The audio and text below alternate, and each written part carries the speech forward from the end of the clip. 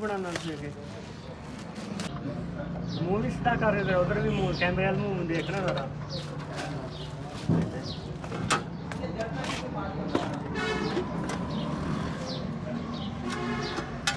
सही तसल्ली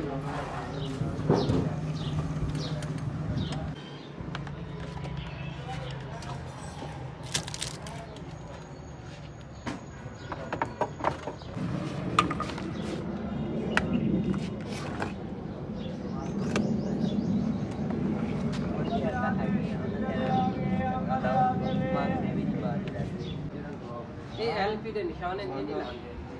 बाकी वांदे भाई रखने के अंदर चढ़फा ये वो सारा फोन पर